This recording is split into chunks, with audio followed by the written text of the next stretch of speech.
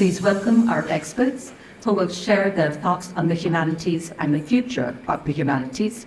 I have two questions prepared, but I think after they all answer question one or respond to question one, and it is again conversation, not a questionnaire, but maybe after question one, I'll check the vibe in the room. If you have questions or thoughts that you would like to articulate or share, I'm defer to that. But if every one of you is silent, which I hope is not the case, then I will go on to question two. Okay, given each of your disciplinary expertise and administrative roles, how would you define the humanities, and why should people, our current and former students, for example, our current and future students at CCU, invest their time, labor, and resources in them in any order?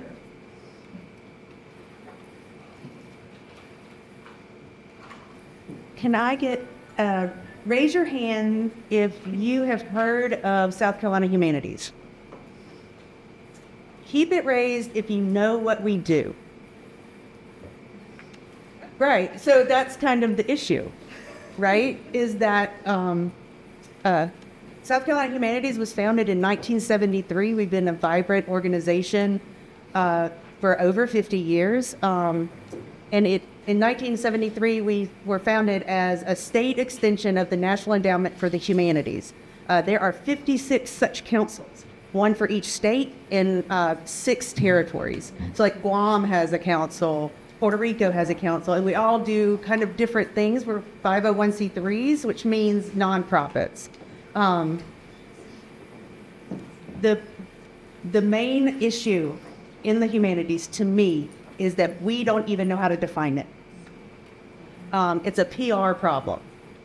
And part of what I'm trying to do is get out there in the middle of the tables. You'll find this is the impact on the district that you're in right now, your congressional district, for the past 3 years, the programs we have funded.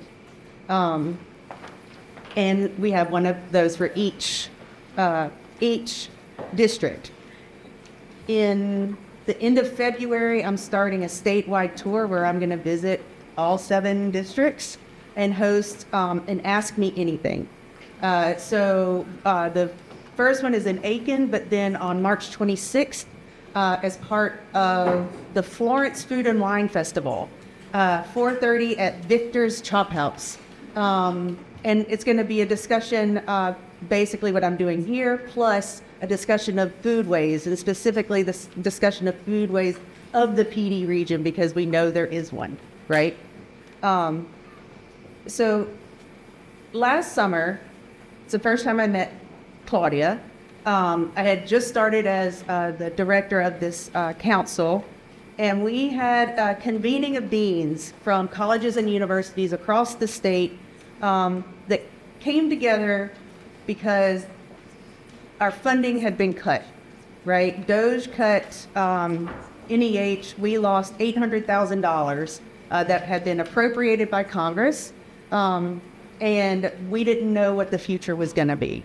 And so we wanted to talk with deans, with scholars, and we recognized when we convened these deans that they almost all have different configurations of disciplines. So you know what you're getting when you go into a business school, and you know what you're getting when you go into an art school. But humanities, we have a problem explaining what we are. So it's at its core a set of disciplines, and many definitions explain it that it's only academic, but it's not.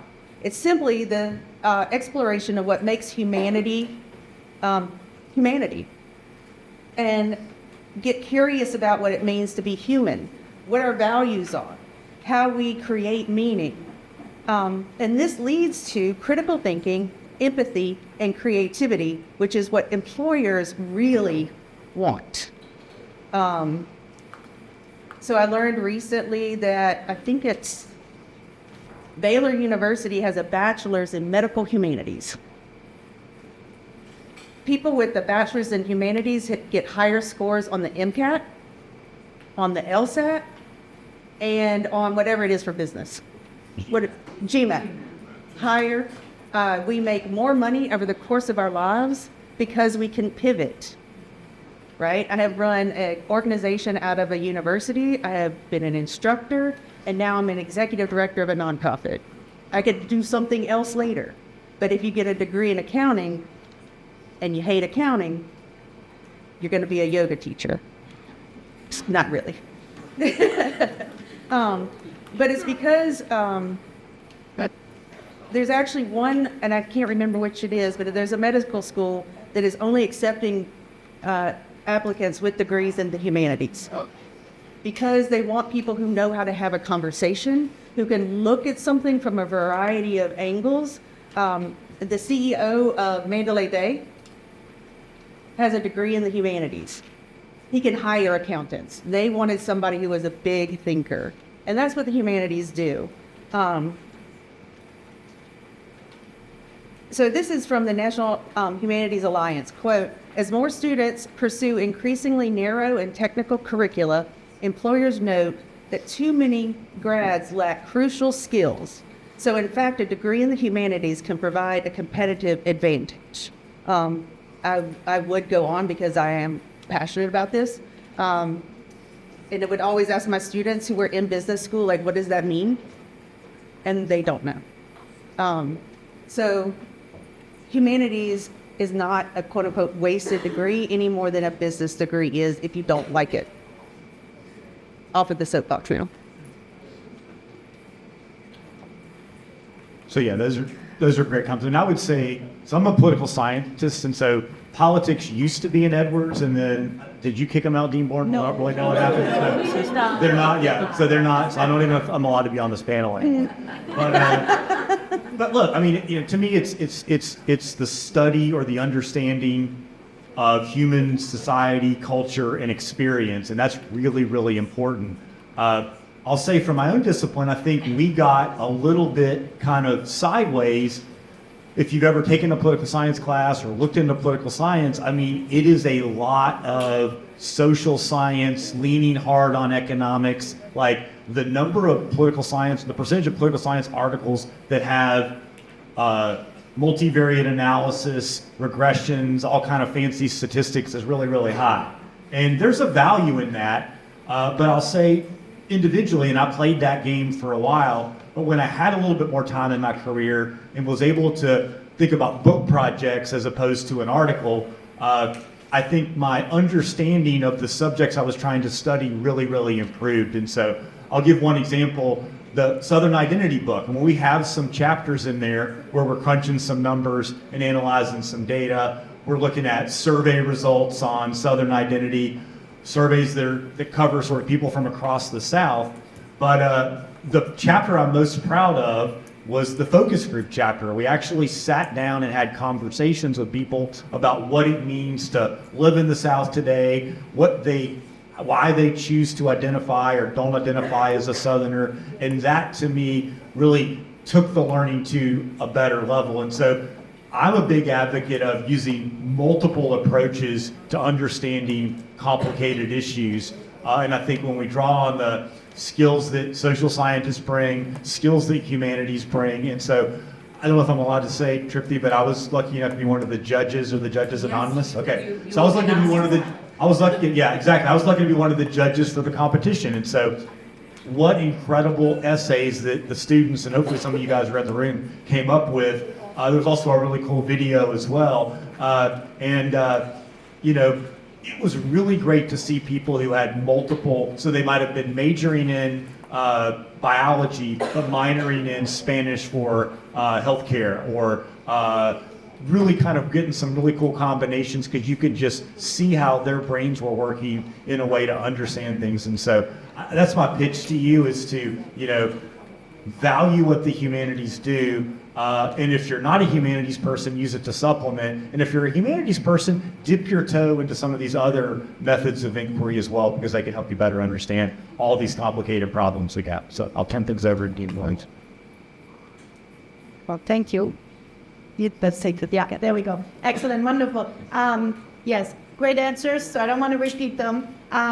I did something which is not a poem, don't call it a poem, but I just pulled a few headlines about the humanities from recent times and I put them all together. I arranged them a little bit, so I want to read this to you, okay? What is the point of the humanities? The humanities may seem pointless, but that's the point. Just not monetizable. Humanities programs face existential crisis at US universities. Stop trying to make the humanities relevant. The death of humanities education. In defense of the humanities, colleges rebrand humanities. Engineering versus humanities. The crisis of the humanities. The crisis of the humanities is over. Science of life for the humanities. Why the humanities matter more than ever. Humanities, the greatest comeback story ever told. Amazing. So Amazing. these are just headlines. If you just type in humanities, these are recent headlines. There's very recent Forbes articles, there's very recent New York Times articles that have these headlines. So my entire career in higher education, starting as a graduate student and until now, I'm a humanities scholar, has been a constant defense of the humanities. It's always the question, why do we need medievalists? Why do we need to study 12th century literature, which is what I've done for my dissertation? Why do we need to engage in this? Why do we need to know old languages? I mean, I know a lot of really dead languages. Gothic, there's like one text, the Gothic Bible, but I can read it. You can.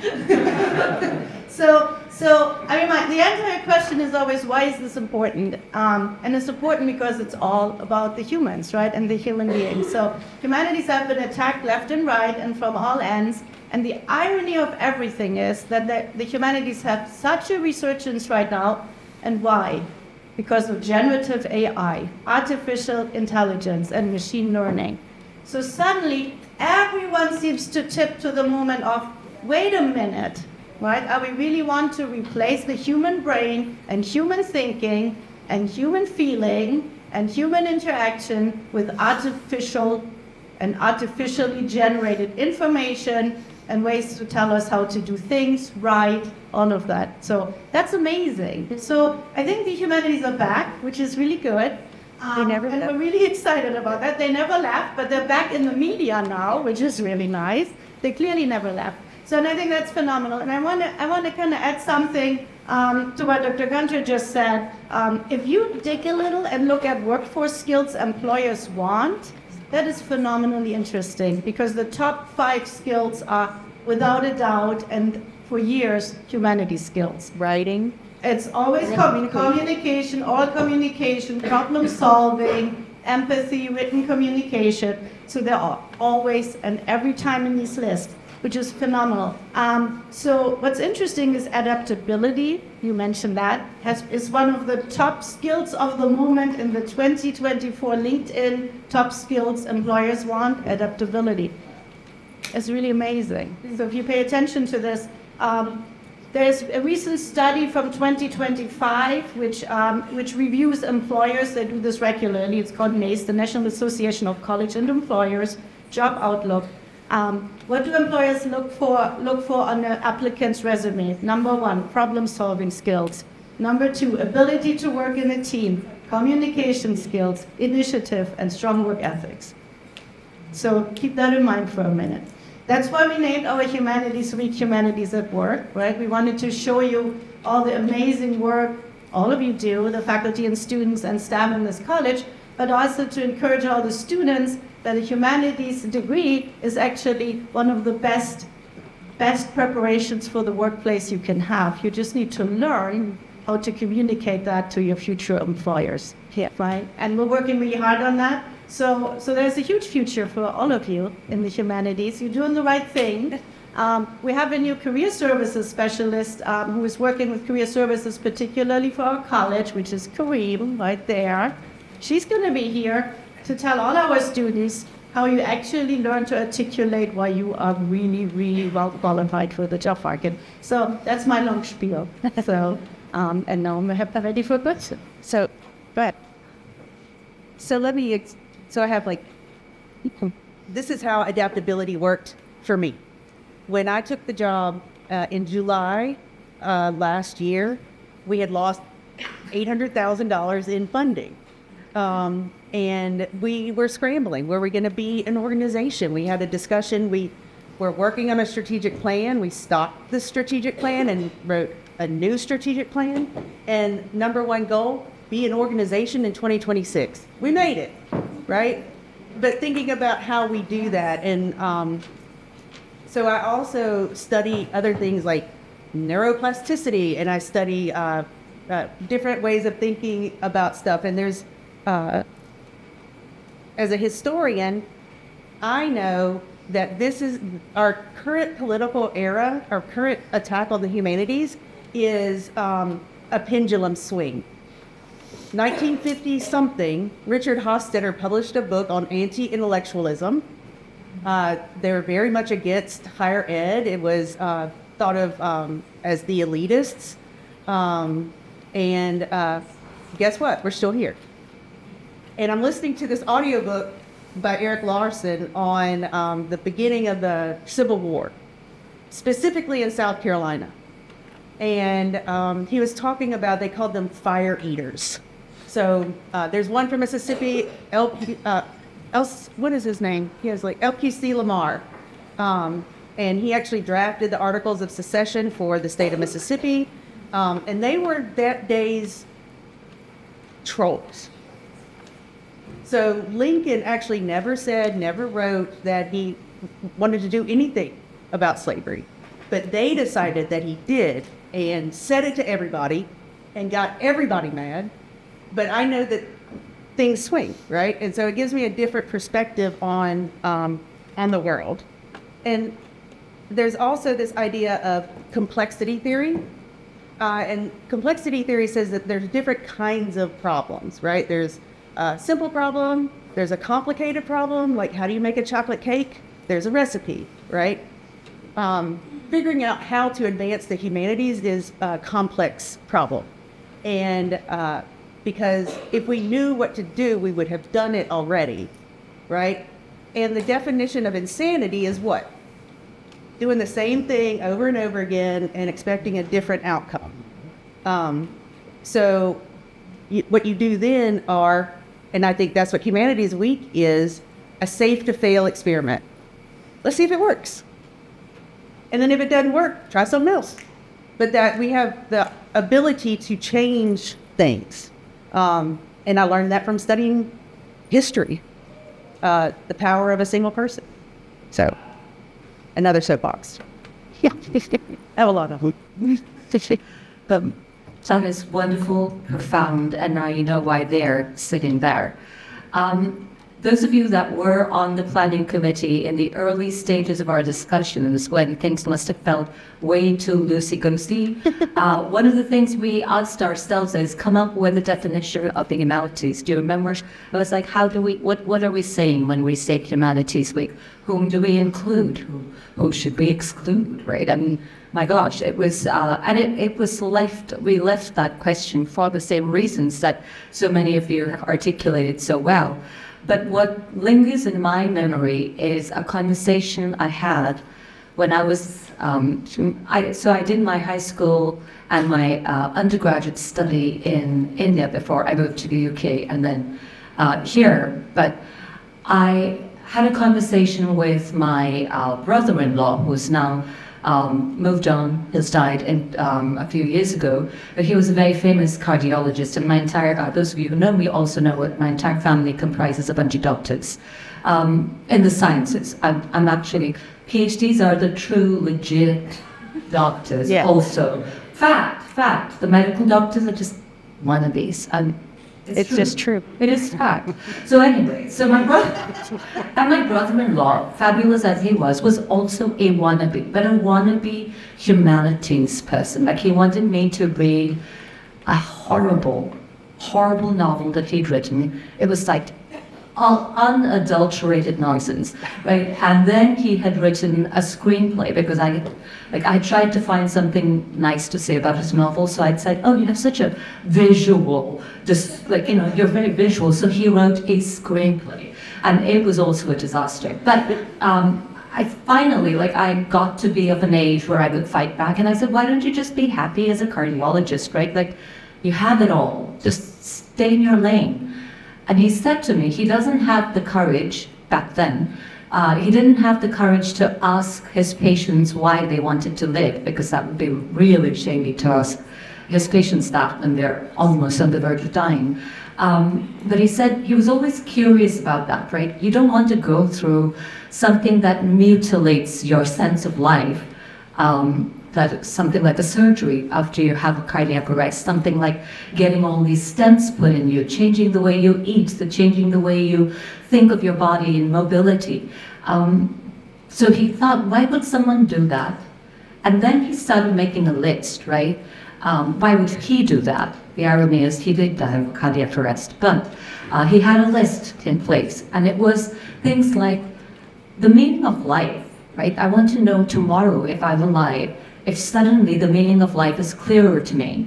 I want to know that my children are doing the right things, not just that they're happy, but that they're doing the right thing. So the sense of right and the sense of wrong. I want to know that the political leaders I had elected are servants to the people whom they serve and not becoming the enslavers of the people who have elected them to power. I want to know if reading and writing does have the way to healthcare that he didn't see happening in the field of medicine. And he said, at the end of the day, I can make bodies work, but for them to work meaningfully and to have meaning in their lives, novels, films, but not those ones that he wrote. So that's my spiel. But I would welcome any questions, thoughts from you in the audience of our esteemed panelists or conversants. Yeah, Dr. Joe Astrup, Professor Joe Astrup. Thank you to our panelists for being here today and for your support of the humanities, not just today, but every day.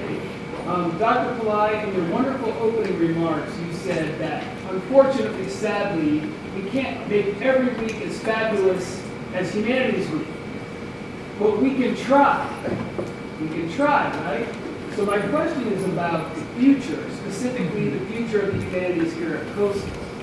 We live in a time, as we all know, where we hear so much on and off campus about STEM, about healthcare fields, about business, and all of those disciplines are really, really important.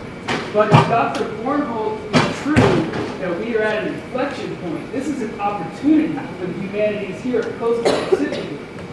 So my question is, for Dean Bornholt, what do you see the future of the humanities at Coastal being?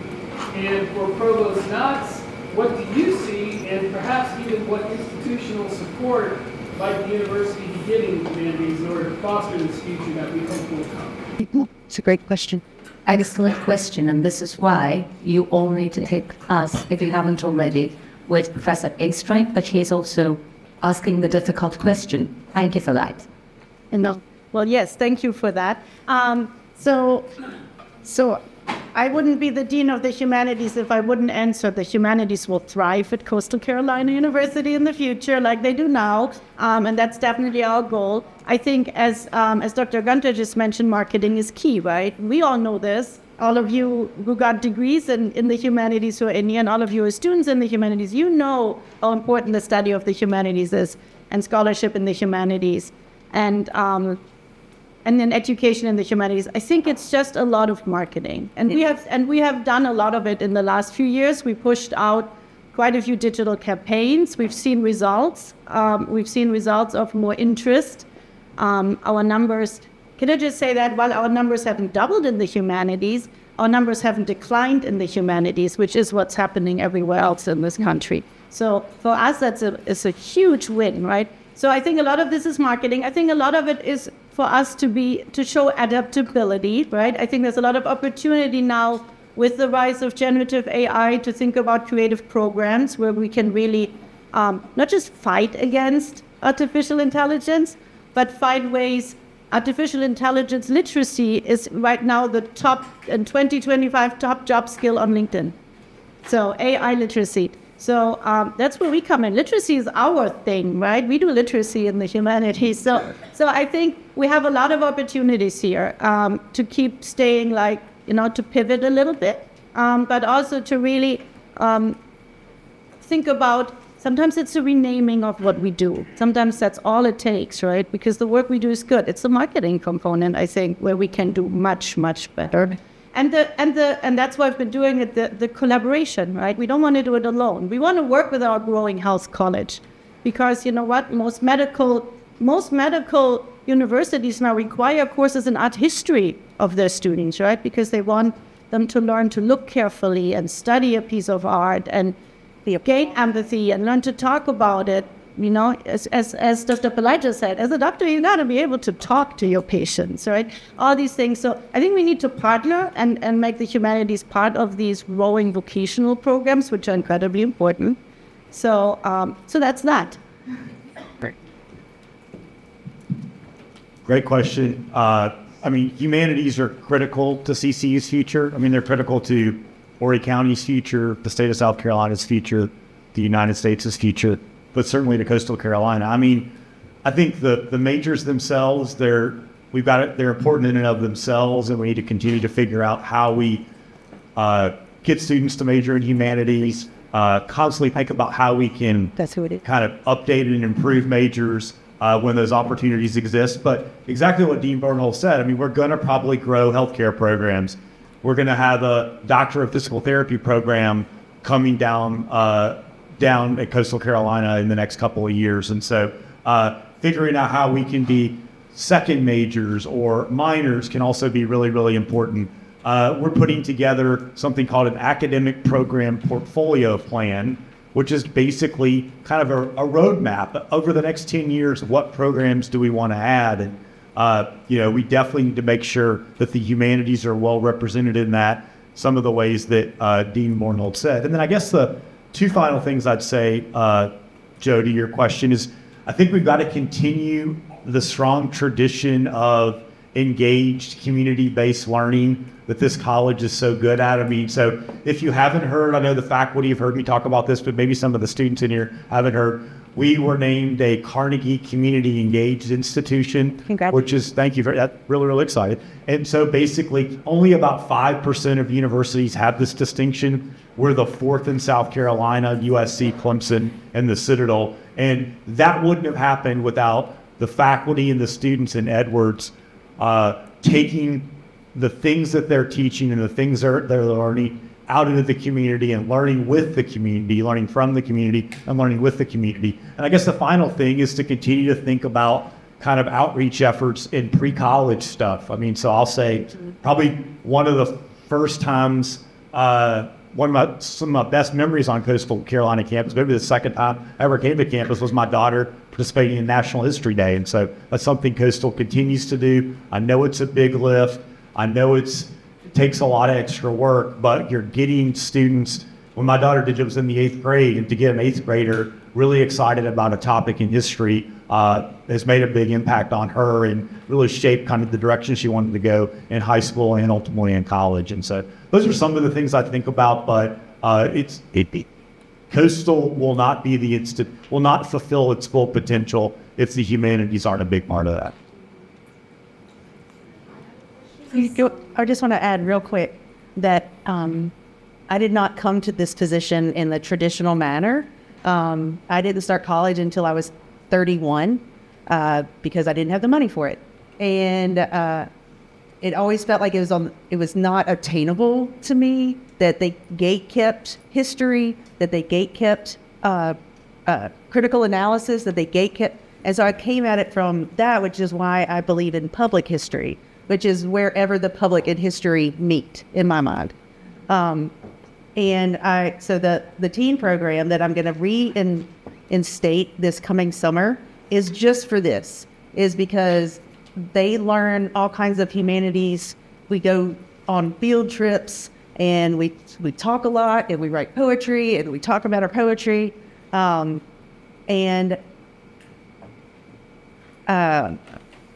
of them is applying for an internship at the Center for Civil Rights History and Research. Another one is going to be a history teacher. And so it does matter that they understand what it is. You're exactly right. It's outreach. I wrote down reach parents of high school students because they're pushing you. I know they are pushing you that this is about a job. right? It's about a fully lived life. And I'm looking for colleges to host us. Just FYI. Yeah, we can do that. We can do that. Thank you. And do you have a question? If you would also say your name, that would be wonderful. My name is Shawnee. I'm a senior. My major is PR and my minor is in social justice. So when I graduate in May, I want to get my BS in public health, right? So I want to work in advocacy and policy, but I don't want to be a politician. So this is my question.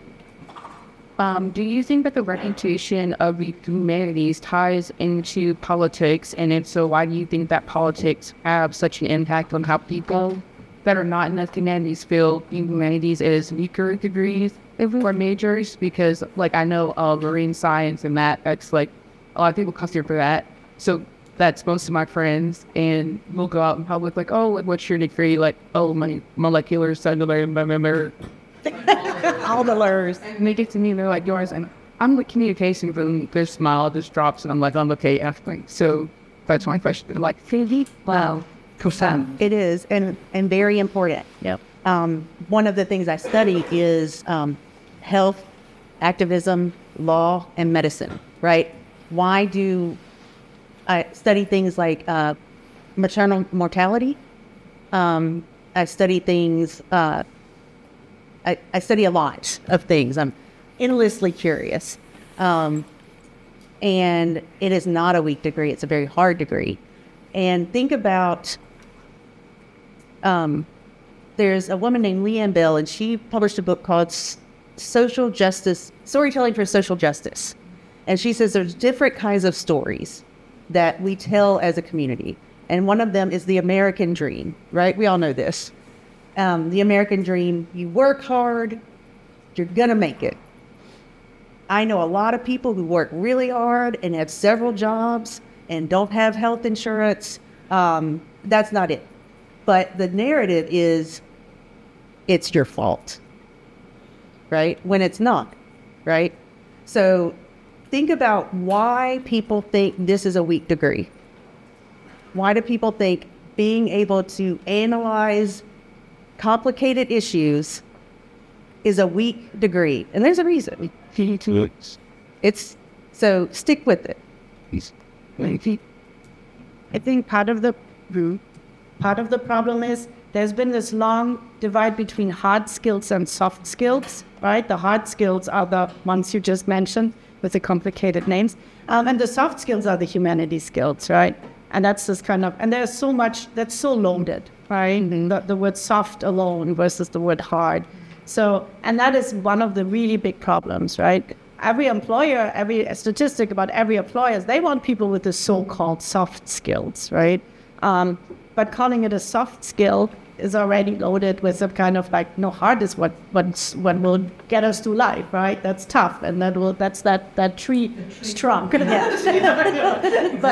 the soft skills is all the fluffy stuff, right? So, and that's such a misnomer. See, that's back to the marketing thing, right? So ask these people someday where they get their news and who they think delivers it and wrote it and who does all these things. Or the newspaper, who writes the newspapers and they're not longer reading but reading online. All those kind of questions, right? I think people just take us for granted. Yeah. All the things humanists do in everyday life, they take this for granted, right? When you go home, and you turn on the radio, you know, you have a newscast or some other report, or you hear music, right? Someone makes all these things, right? Who are these people? I think that's one of the problems. We're just everywhere. The humanities are every moment in your life you encounter something that would fall technically under humanities type training or discipline, but we have a conversation, right? Mm-hmm. So I think that's part of the problem, because we all do it. We practice the humanities every moment we're sitting in this room. So, and I'll give you my card. I do think it's important to rename things that misrepresent things or people, right? So I think hard and soft, this idea of polarizing and binary polarizing is in itself just a false way of thinking of life. So if you think of hard as brittle, and if you think of soft as malleable or flexible, I think that approaches some of the qualities that we are looking for, right? So yes, we do need brittleness in some sorts of things, right? But we also need the malleability and flexibility. And these are not, like, we can't think of them as, oh, if you're this, you can't be that. And I think that, I'm not sure if that is a PR problem or if it is just a way in which we became comfortable in being represented by others, that we have to take back the charge of representation as self-representation. But that was really a fabulous question, Chadi. I know there was another question here, and then maybe we will roll out this into the awards. Okay? Well, my name is Togo, and so I am a freshman history major.